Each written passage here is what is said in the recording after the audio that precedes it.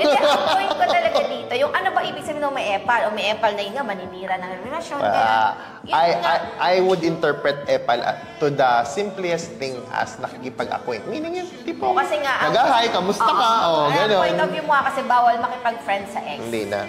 Oo, yun nga kasi yun. Na-umagree naman na nga ako. Kaya That sige na nga, okay. is forbidden.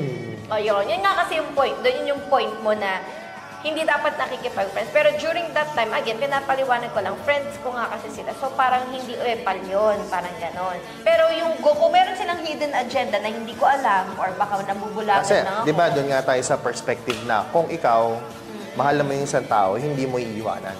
So, pinilit mong iwanan, naghiwalay kayo, ba't pa kayo babalik? Ibig sabihin, either may mauulit yon or it will never be the same. Kasi tinuldukan ko na yun. Walang gano'n. Kasi ba't si Ben Affleck? Friends lang talaga yun, wala. Sa akin na, wala. Clear yung sa akin. Yan lang yung point ko. Next. Pero yung parang yung ex maninira ng relasyon, epal yun ang tawag doon. No, yun.